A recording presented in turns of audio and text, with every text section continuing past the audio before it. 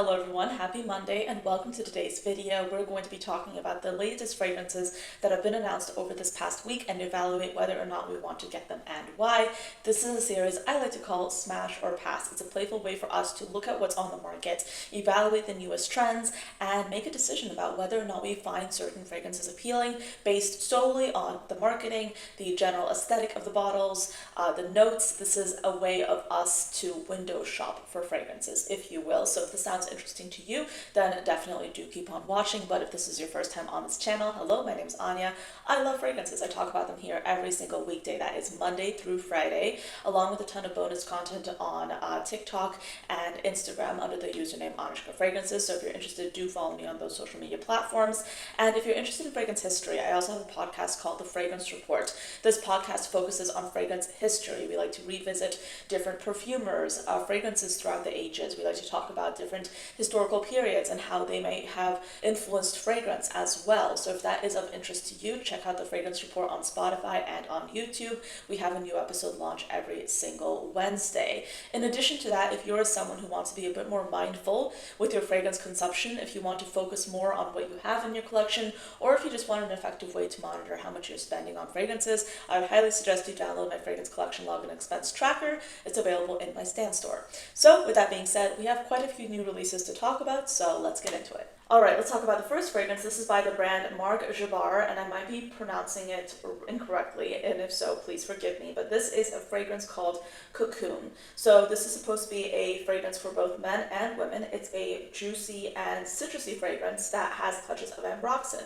So this perfume will have notes of bergamot, grapefruit, and elemi at the top, a mid of ambroxan, salt, and iris, and then a base of cashmere and sandalwood. Now this is me being a little bit picky, but I feel like the better term for this fragrance could have been metamorphosis, because cocoon is typically not something that looks like a butterfly. It's typically something that leads to the process of making a butterfly. So I feel like metamorphosis might have been a better name, but that's neither here or there. Do let us know what you think about this brand in the comments. Now, I would like to spotlight a brand that's not necessarily super new, but they did launch last year, and they are inspired by Homer's The Iliad, and they have two fragrances. Essentially, this brand is called To My Ships. It's a new London-based personal care brand, and they have these two fragrances called Stand Up Bravely Mayorham, and then Of the Gods Polygonum. Okay, so both these fragrances have a really high concentration of naturals.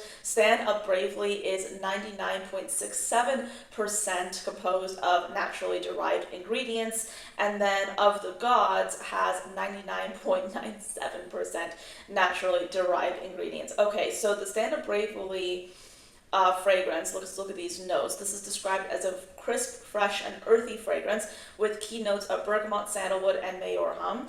And then on the other hand, we have Of the Gods. This is a patchouli, petitgrain, and polygonum fragrance. So let me see. Polygonum is described as a green herb and fougere note. Okay. And then the other note that I was a little bit unfamiliar with was from Stand Up Bravely, and this is the mayorham note. I've seen it, but I don't really know what that smells like.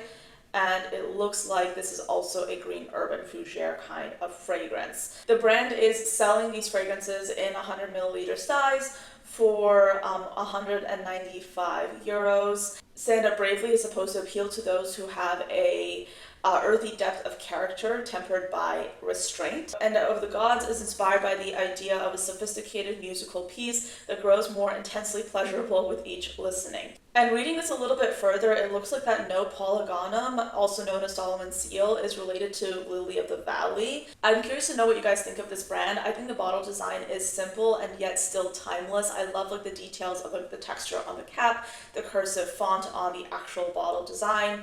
But I do think it's interesting that they are so focused on marketing their high concentration of natural ingredients, because I think that there is this wave of people kind of thinking that naturals are superior to synthetic materials, and that is a misconception that has been argued against in many cases. But I think it's interesting because when I speak to people who don't know a lot about fragrances, sometimes they actually talk about like how, oh yeah, I have this perfume that's like all natural, and like they say it as if that's better than synthetic. And I think that we've kind of like gone to this point where we think that everything natural is better than everything or even a little bit of synthetic additives in fragrance, and that's not necessarily the case. But I do know that a lot of people really prefer naturals, and I think it's interesting to have a new brand like this pop up every now and then, and I do like to inject kind of like smaller indie brands that are just up and coming in these kinds of videos.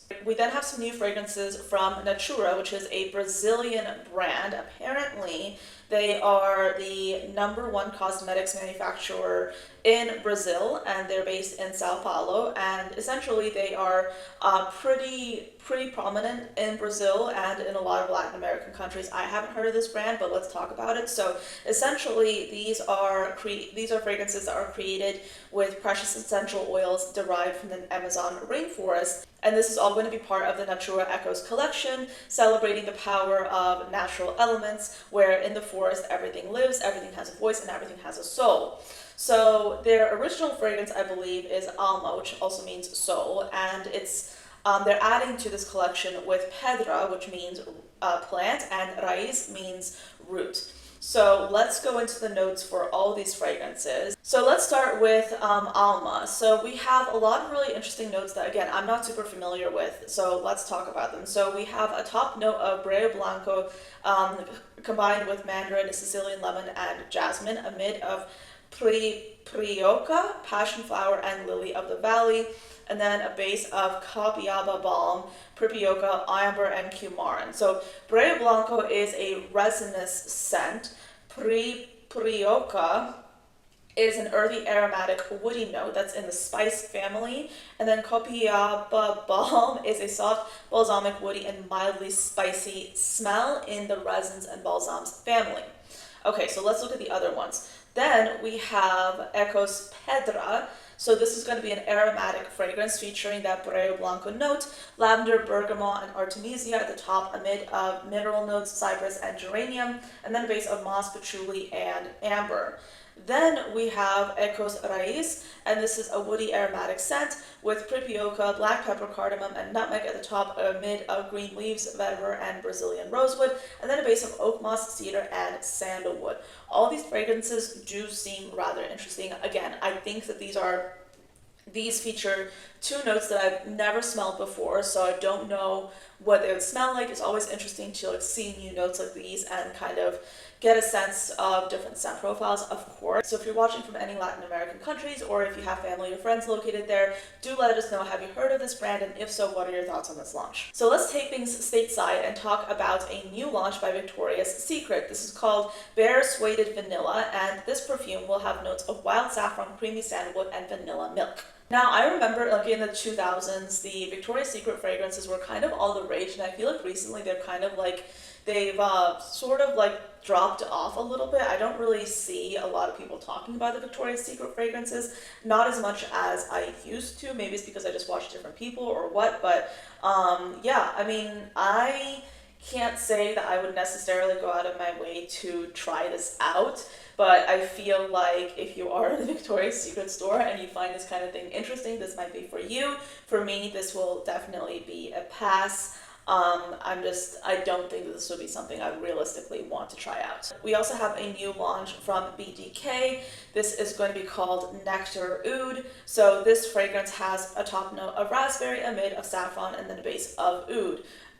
It seems interesting, and this looks like it's inspired by Gustav Klimt's Gilded Canvases. Okay, so for those of you who don't know, Gustav Klimt was, I think, an artist in the early 20th century, if not late 19th century, and he created these very beautiful and visually appealing pieces that essentially incorporated, like, I think gold leaf, or rather gold paint, jewels, and he basically created these like super opulent and beautiful art pieces. I'll include some photos on the screen so you can see what I'm talking about.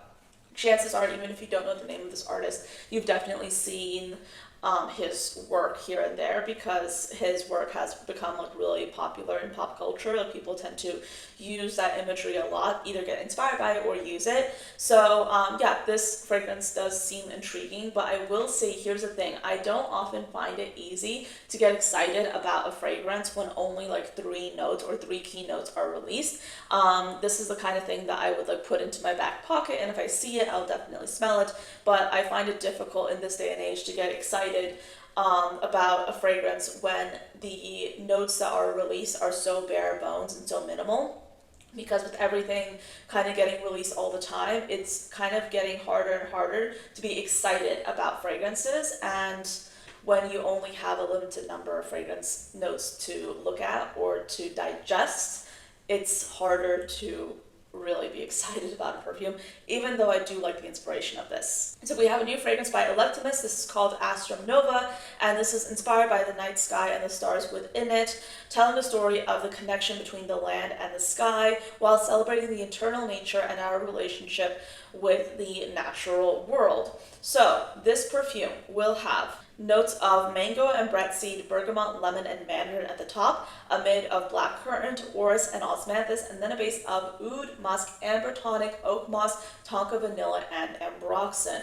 Not gonna lie, this sounds like it would be right up my alley. The bottle looks so beautiful. Like all the Electimuss bottles like are so opulent, heavy, luxurious. I feel like this is the kind of fragrance I would like to try out, but I do hesitate on it just a bit because I feel like this might lean a little bit too masculine for my tastes. I tend to like unisex fragrances, but I don't like it when they lean like too citrusy masculine. So yeah, I'd be curious to try this out, but I fear this would be leaning a little bit too masculine for my liking, but it seems intriguing. So let's talk about House of Sillage. We have a new fragrance by them called Superman. This is meant for guys. Like it's in their packaging that they reserve for men. That kind of packaging almost looks like a cigarette case, or it looks like a cigarette case. I don't know if that's intentional, but when I look at this bottle design, that's what I think of. And this fragrance will have top notes of grapefruit, marigold, cassis, basil, apple, and pear, a mid of white rose, lavender, cardamom, and cinnamon, and then a base of sandalwood, amber tonic, cedarwood, vanilla, and oak moss. So this is marketed towards men, and I will say House of Sillage is one of the hardest fragrance brands to actually get a sample for. The fact that they sell their discovery set with like 10 fragrances in 2 milliliter sizes for close to $100 is egregious. I will not pay that amount of money for any kind of fragrance, much less House of Sillage. I think we all have brands that we're sort of like not going to get super excited about, and for me, House of Sillage is one of them. It's just a matter of preference. I'm not like a big fan of their fragrances. I feel like their fragrances, in my mind, fall flat because they never have like wowed me. And again, that's a matter of preference. I've never tried a House of Sillage fragrance that I've been like amazed by. It's beautiful, it's stunning. I like the designs they do and I like the themes, but that's just about it. This is the kind of fragrance brand that I would just be like interested in looking at, but I'm not necessarily going to go out of my way to actually try them because they don't make it easy. We have a new launch by Astrophil and Stella. This is called Nabati Oud, and this is another creation created by Christian Provenzano, and this is supposed to be inspired by a night in the desert with the sand beneath your feet still warm from the scorching sun and a deep blue starry sky. The fire is crackling beside you and you hear the hypnotic litany of the wet wands sharing Nabati poetry. So there was an original Nabati fragrance which is described as spicier and more aquatic than Nabati Oud, and Nabati Oud will have notes of ambrette, bergamot, star anise, saffron, cardamom, cinnamon, and rum, a heart of orris, Turkish rose, leather, oud, divana, and aquatic accord, and then a base of cedarwood, patchouli, vetiver, sandalwood, oud, vanilla, and amber. So this is something that I would definitely be interested in trying out. I have not tried, I don't think I've tried anything from Astrophil and Stella. Actually, I might have, but I don't remember what I thought of the fragrances, I'll be honest. I think I tried them. I think I might have tried them when I was in Stell in Brooklyn, but then again, I had so many fragrances that I was like sampling in that store that I don't remember what I thought of like this brand in general. This seems interesting. I'd be intrigued by this. I would like to try this out. There are a few notes in here that I find really interesting and that would catch my attention. You guys know how much I love orris, I love leather. Oud is never something I'm going to shy away from, and a lot of these notes seem like a little bit intense, but I feel like Christian Provenzano does such a great job of blending his fragrances and really making them seem so smooth and elegant. So this is definitely something I would be very interested in trying out. So there's this brand called Unique Art Parfums, and they have a few new fragrances, so let's talk about them. They have No One Oakwood, No One Amber, and No One Grass. So let's break these down.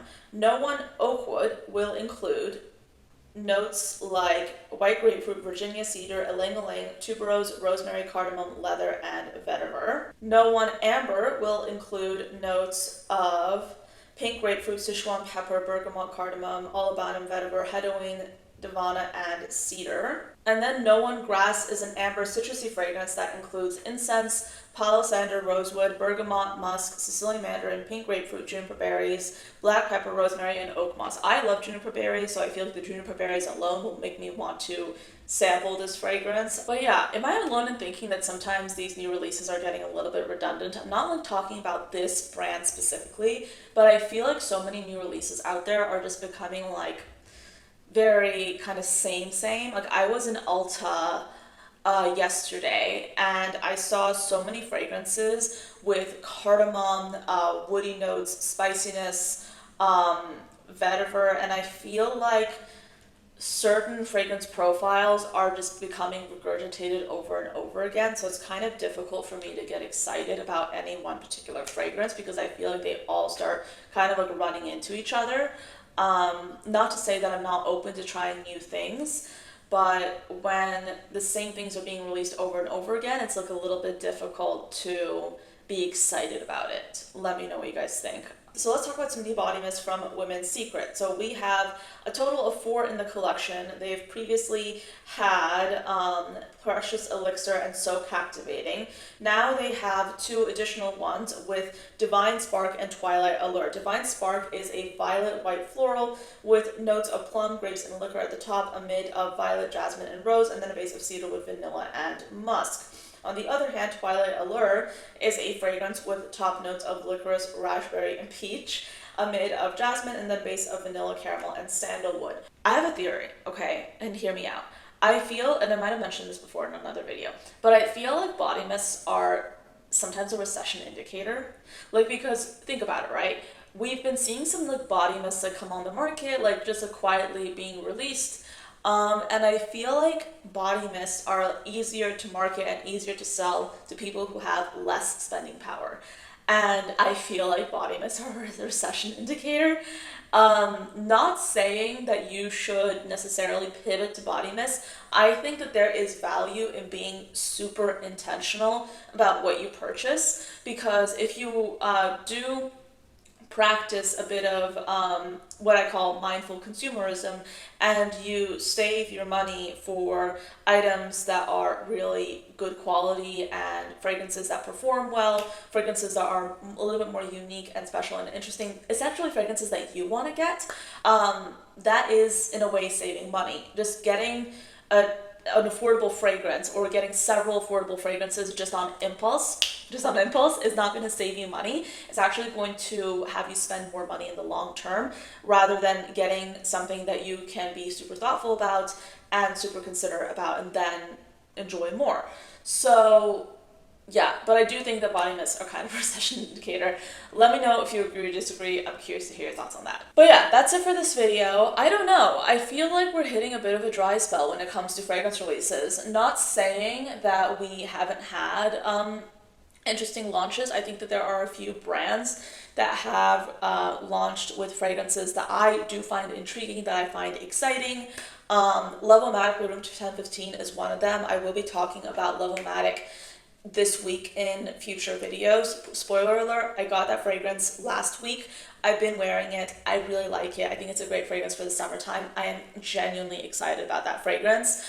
I'm I'm trying to think what else. Mellows by Pernoire is also another fragrance that I've been testing. It's a beautiful rose, honey, milky fragrance. There are brands that are doing like interesting things, and like obviously like I'm kind of biased because these are some of my favorite brands. But in general, I find it difficult to get super excited about new launches, and I don't know if it's just because of the fragrance launches kind of seeming a bit redundant, or because I feel less inclined to just grab new fragrances when I already have a collection that I feel very happy about. Not saying I don't want to try new things, but in some ways I feel a little bit conflicted. Let me know what you think about just the new releases. Are you inspired by them, or do you feel like we're hitting a bit of a lull? I'm curious to hear your thoughts. Do let me know in the comments below and tell me what you think. I will be going to France this week. I'm really excited. So I'm hoping to kind of like use this trip to do a bit of exploring fragrance-wise and like discover some new brands. I'll do a little bit of learning in museums and like just get inspired about fragrances again. I'm really looking forward to that. And of course, you can expect a lot of content related to that coming from me. So if you're interested in learning more about that, follow me on TikTok and Instagram. And of course, I'll be updating you guys, my YouTube audience, with all those things as well. So yeah, thank you again for watching till the end of this video. I hope you enjoyed this one and found it interesting, and I'll see you next time. Bye.